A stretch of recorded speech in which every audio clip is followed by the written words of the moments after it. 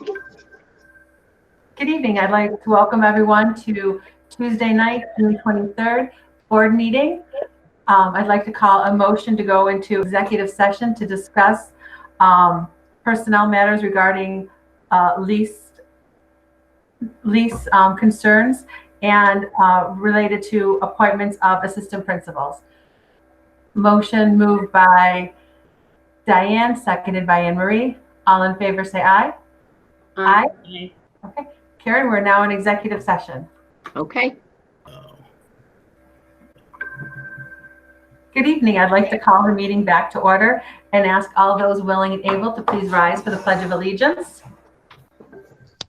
I pledge allegiance to the flag of the United States of America and to the republic for which it stands, one nation, under God, indivisible, with liberty and justice for all.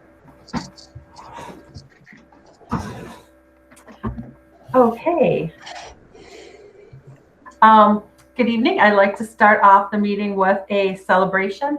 I would like to recognize our Board of Education student representatives, and I'd like to welcome them with a proclamation. And these will be sent to Irene Fang and Sarah Walgast. Sarah Walgast will be joining us next year as a senior, and Irene will be off to college in the fall. So the recognition from the Board of Education. Jennifer. Yeah. Just real quick, it's Sarah Warren. I'm sorry, Sarah Warren. Yes. Thank you. I apologize, Sarah. Sarah Warren. So the recognition goes as followed. Whereas Irene Fang, as a Rush-Henrietta student, has balanced her academic success with her personal growth and development. And whereas Irene Fang has served as a student liaison to the Board of Education and represented the interest and concerns of the Rush-Henrietta students. Now, therefore, it will be resolved that the Board of Education of Rush-Henrietta Central School District does hereby express to Irene Fang its sincere and profound admiration for her service in the board during the 2019-2020 academic school year. The board honors her academic achievement, leadership, and service to the district, her maturity, her pursuit of excellence, and her love of learning. So congratulations to Irene. This will be mailed off to you. And also Sarah Warren, you'll have one sent to you. So congratulations and thank you.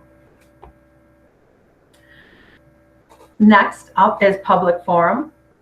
And in pursuant to Governor Cuomo's Executive Order 202.1, there will be no in-person or regular attendance meeting at any Rush-Henrietta Board of Education until further notice. To address the board regarding public forum or items not on the agenda or items on the agenda, please submit your statements and questions to kflanagan@rhnet.org prior to the meeting. And Ms. Flanagan, there was nothing received, correct? There were no statements or questions received. That is correct. Okay. Next is public hearing on school safety against violence in education, the SAFE Act. The SAVE Act. And in pursuant to Governor Cuomo's Executive Order 202.1, there will be no in-person attendance at any regular or special meeting of Rush-Henrietta Board of Education until further notice. To address the board regarding changes to the SAVE documents, please submit statements or questions to Karen Flanagan prior to the meeting. And again, there were no statements or questions received. Thank you. Safe School Act Against Violence. Chris, would you like to talk about this? Well, I do the annual is the attendance policy, the code of conduct, and the district safety plan. So you had the changes, they're a little bit lower this year. Since last 5 years, we've kind of got it down, and Nerlon did it the first 5 years before that, but there's not a lot of changes. So that, I don't know if you have any questions about the attendance policy. It was just a coding that you can see on there. And typically Karen Milburn's office gives me that information, and I make those changes. That would be the change for this year. The rest of the policy would remain the same. Good. Okay. The second one that I have in front of me is the code of conduct. The changes. And I know you've seen it. Does anybody have any questions on the changes?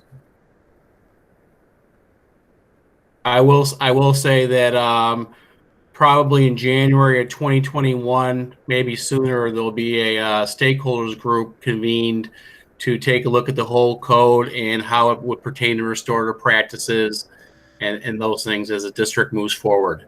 So that'll be coming in the near future with that. And looking at it from an equity lens as well. Yeah. So we're getting ready for that. So that'll be good. That'll be a great thing for a stakeholders group. So I'm excited about that for the district. And the third document would be the district safety plan, district-wide safety plan.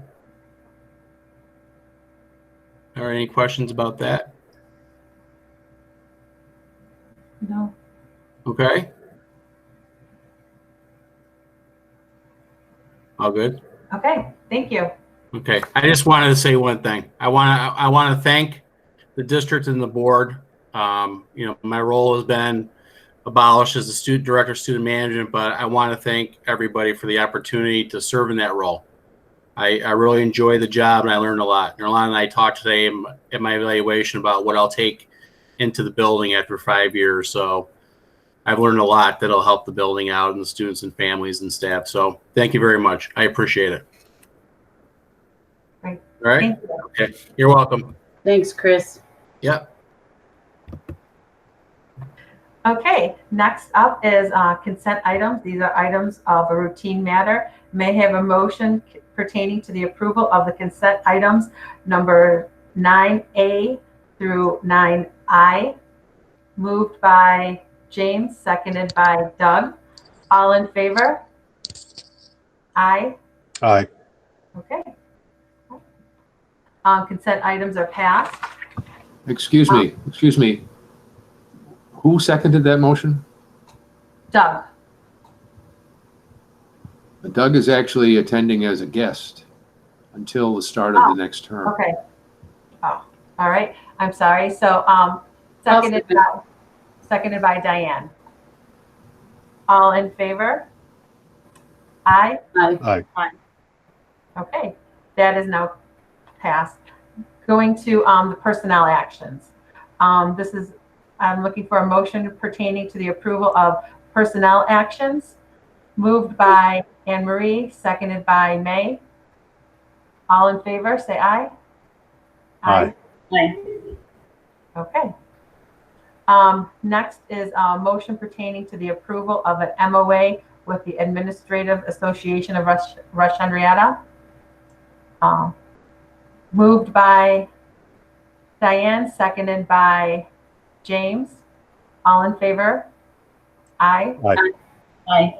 Okay. Great. Next is item B. It's motion pertaining to the approval of an MOA with the RHEA facilities and mechanics chapter.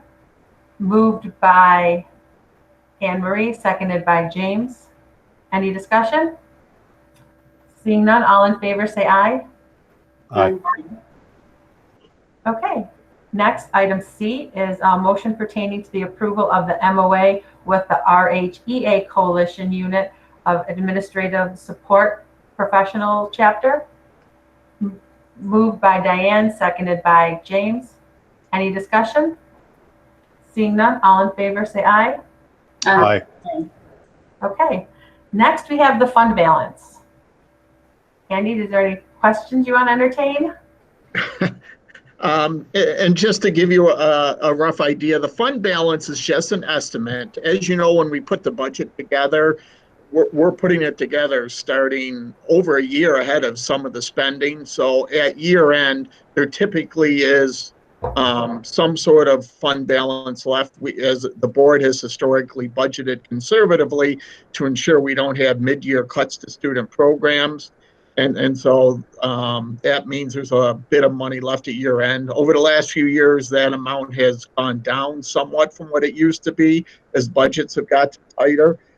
but this year we're looking at about $3 million in estimated fund balance. When we're done closing the books at the end of July, we'll have a final number that'll be different than this, but this is a ballpark. So this is getting the board's direction on how to disposition it. What drove the fund balance on the revenue side? There was a couple things. The main thing was increase in pilots over our estimates, and really that's driven by the shelter rent that we get from a lot of the student housing projects. That nobody knows what that amount is up front. We get a % of their net rent that is self-reported after the fact, so it's hard to estimate that. So that drove some good news there. And our sales tax is a little bit over budget. The first 3 quarters of the year, we were trending significantly higher from the prior year. In quarter 4, that fell off the cliff, but for the year, we're ending up a bit favorable.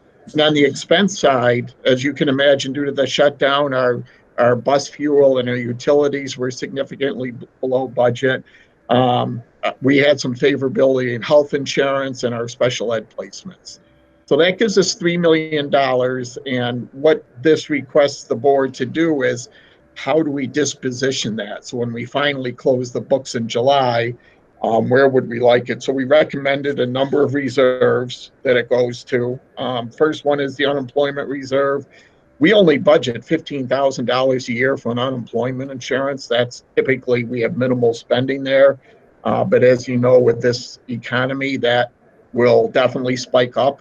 Last month alone, we had $47,000 in claims.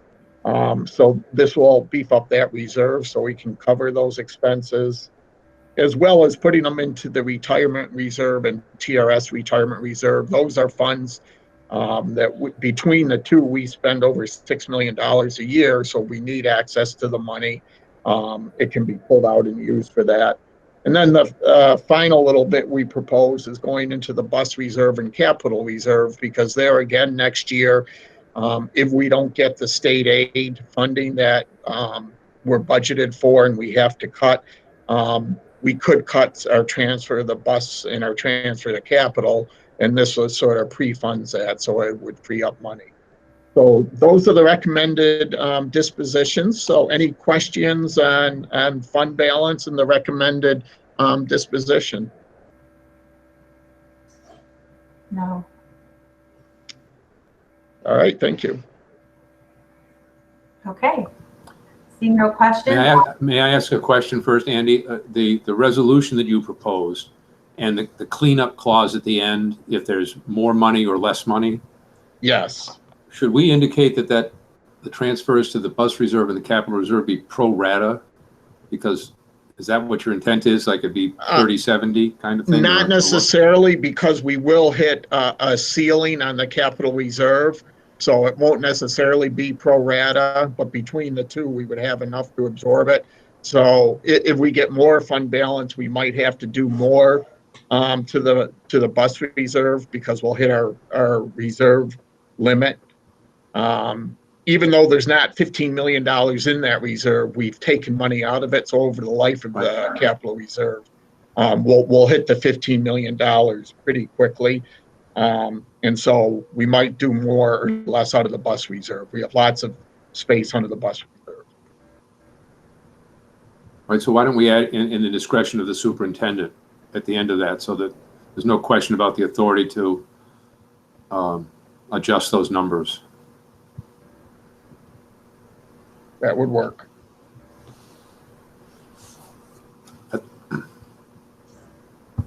Okay.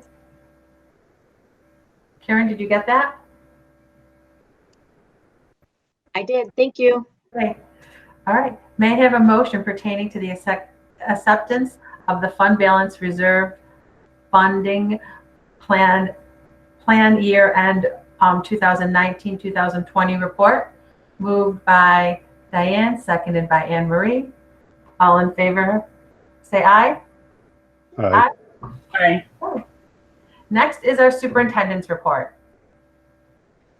Okay, thanks everybody. There were 3 items that were submitted as written reports.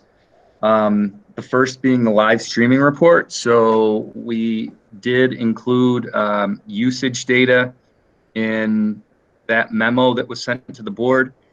If you remember, we said that we would revisit the pilot at the end of the year. This is our last meeting before the end of the school year, so I really just need direction from you as to whether or not we should set aside resources to continue live streaming for the upcoming school year. We, at this point, given the situation that we're in with the pandemic, we are going to continue live streaming through the summer with the hopes that we would be able to begin meeting in person again in the fall. So I just need to get a sense from the board if we should set aside those resources so that in the fall, assuming we're meeting in person again, that meetings would continue to be live streamed. I think it's important that we continue with the live streaming so everyone can see what we're doing and to look as transparent as possible, and just give everyone the opportunity who cannot make it. I think that would be a good use of resources. What do we anticipate the cost is going to be? Yeah. If my memory serves me correctly, I believe the initial cost was around $9,000 all in. But there were some initial costs that we had to pay for up front in terms of equipment and things like that we wouldn't have to pay for now. I believe most of the expenses that we incurred this year were covered through a grant that was given to us by Harry Bronson. So I anticipate using rough numbers that we would probably be talking somewhere in the range of say 6,000 or so that it would cost to live stream over the course of the year, give or take. It's mostly personnel costs at this point, just somebody to run the equipment. Yeah. Yeah. Well, I'm interested in more accessibility and transparency rather than less, so I'm in favor. Okay, if everyone is in agreement with that, then we will plan to continue live streaming once we begin meeting in person again. All right. The next item was a report on grants, pilots, and research projects. This is our annual report. Are there any questions or comments related to that item? No. Okay. And then our last written item was an update on the Marketplace Mall pilot. As you saw in the memo, the assessed value for Marketplace Mall was again lowered. This is something that we have discussed over the course of the year and prepared for in terms of our budget planning. The result of the lowered assessment is going to be approximately $338,000 in lost revenue. So again, we anticipated this, and we are in agreement with the town's assessment. And we just wanted to make sure that you were aware of the situation. But like I said, this is something that we've discussed, and we did plan for this in terms of our preparation. Andy, I don't know if you want to add anything there. No, you're exactly right. The value of the mall has been going down the last few years, so the board has indicated a willingness to reduce the pilot in conjunction with the assessment.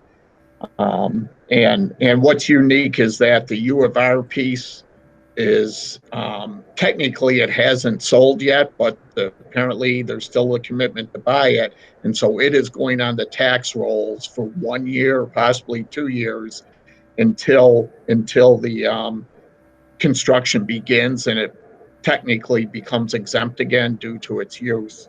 But that piece is outside of the pilot, so that will help reduce our tax rate this year. So we're anticipating our 2021 tax rate will be a decrease And this would help that, but then that would go away. But we did anticipate a $350,000 reduction in the pilot amount. So the 338 is in line. So we're within our budget parameters. And really, we don't have to do anything unless the board doesn't agree, and then we would have to institute some legal proceedings. But if the board agrees with this, then we do nothing and Comida moves forward. Okay. So at this point, is the board okay for us to proceed as planned? I want to ask Andy about the process. Isn't there a number specified in the pilot agreement itself that the district's a party to? Yes, yeah, there is a number in the pilot, and that was based upon the assessed value back in 2014 when the pilot went into place. And that was based upon assessed value of about $90 million at the time.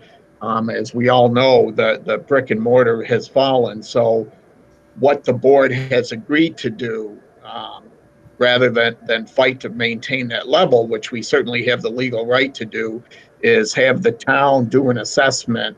What would based upon the assessed value, what would they pay in full taxes?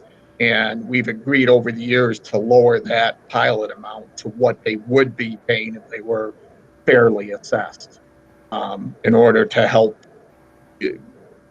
prevent it from basically going into bankruptcy, to give them the liquidity they need until they can rejuvenate it. Right, I understand the rationale and process. I was just wondering if they're not looking for some kind of board consent to the change of the pilot, or does the pilot formula result in this reduction based solely on the town's reassessed value? The formula doesn't, but it's Comida. My understanding is it's Comida who has the right to adjust the pilot, and we could try to intervene legally. Just like when the pilot is set, we have no say. Comida has the right to establish the pilot, so they have the right to adjust it. But because that pilot has been set, there is some legal precedent we might have a standing in adjusting it. They could definitely eliminate it without our approval and establish a new one. We may or may not have legal standing for adjustments to it, so we could incur a lot of legal fees to find out. But at this point, the board has pretty much indicated a willingness to go along with the methodology. But it's my understanding they do not need our approval. Okay, that's really what I was asking. I'm not at all suggesting any contest or anything. I just was wondering if we would be seeing some kind of request for a resolution modifying the Comida payment going forward. If you're saying no, that was really my question. Correct. Yeah, my understanding is no. Okay. Comida can arbitrarily do it.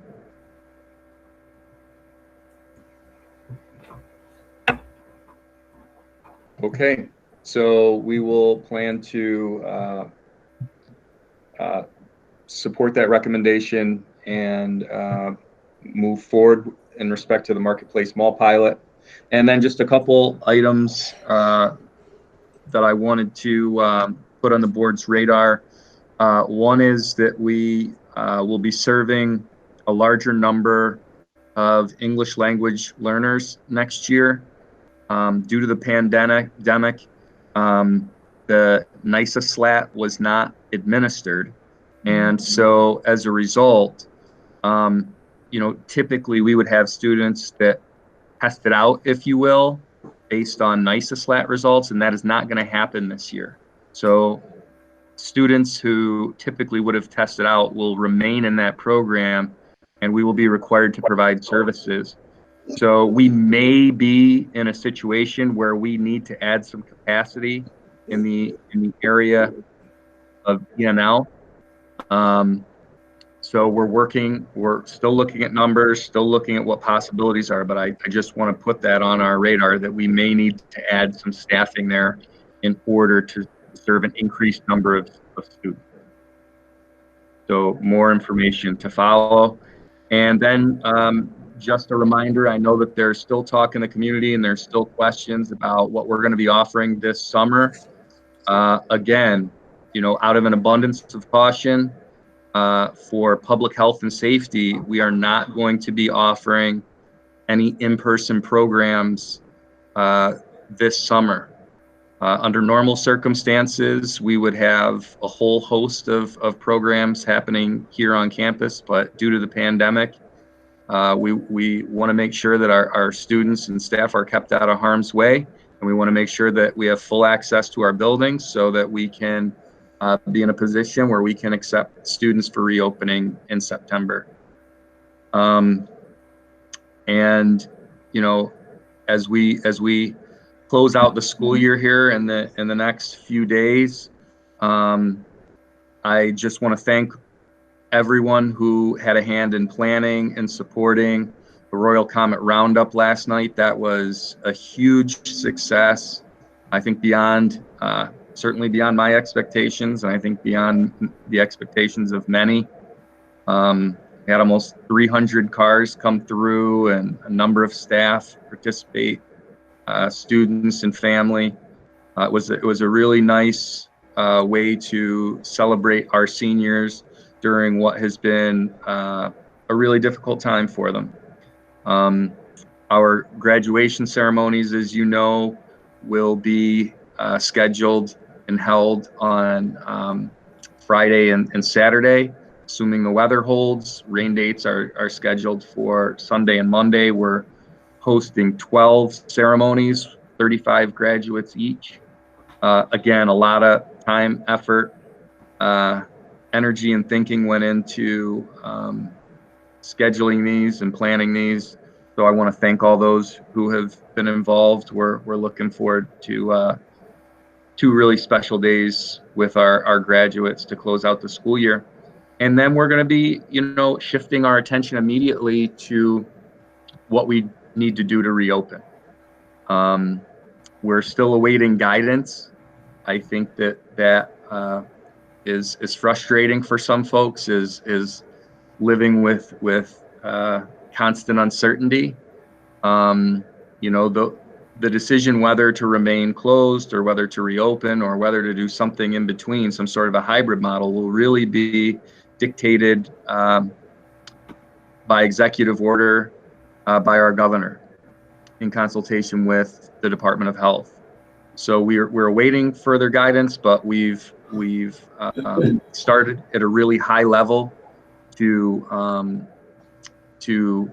begin planning out what that may look like. We had an initial conversation with the community task force, and that's a really large, really eclectic group.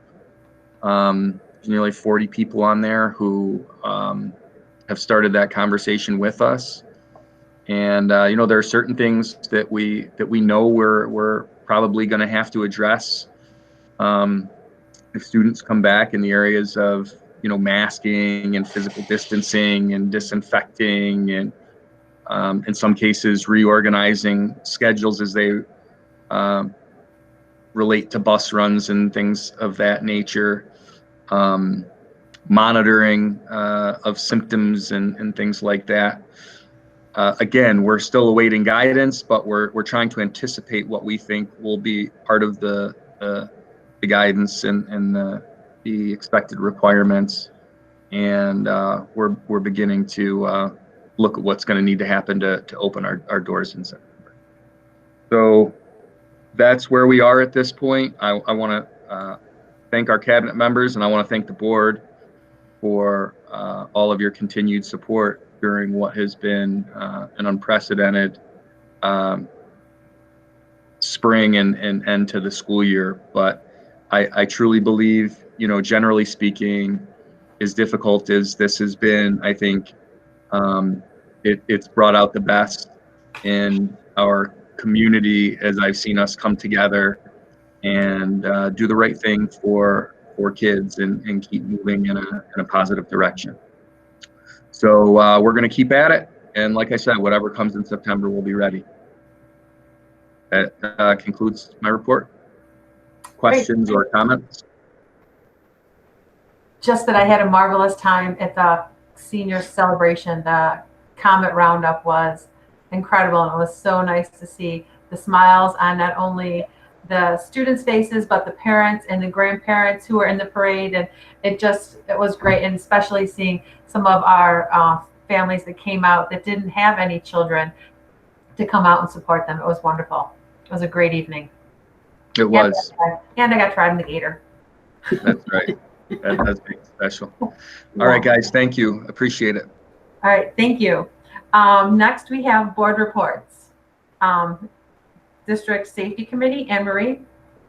There wasn't one. So that was nice and easy, right? No meeting? Nope. Oh, okay. That's easy. Henrietta Youth Development Advisory Committee, May. We met on June 15th. We discussed plans for the Hall of Fame ceremony for our seniors on August 13th, and the reverse parade. That's a combined celebration of the Memorial Day and Independence Day. And if you want to ask for the reverse parade, I asked that question because I didn't know. It's where the spectators are actually moving and the participants are stationary. So Nice. Okay. That is the end of this session. We can do a board recap. May, is there anything to recap? You're on mute. Bill, Okay. All right. one day. The board recognized our fantastic student reps, Irene Fang and Sarah Warrant, and we wish Irene the best in her next steps, and we looking forward to working with Sarah in the next for the next year. Consent reports were consent agenda items were routine matters. Personnel action were routine. We were presented by the fund balance reports and the recommended disposition. The superintendent reported on the live stream, and the board gave its blessing to continue offering that service to our community. What else? We discussed the district plans for the graduation of our seniors.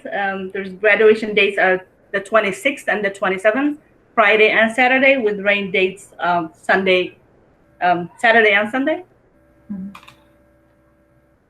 Sunday and Monday. Sunday and Monday. Okay. Thank you. That's it. Okay. All right. Seeing no other questions, this is it. Adjourned. I'd like to have a motion to adjourn the meeting. Moved by Diane, seconded by Anne Marie. All in favor, say aye. Aye. Aye. All right. The meeting is adjourned. Thank you all very much, and we'll see you soon.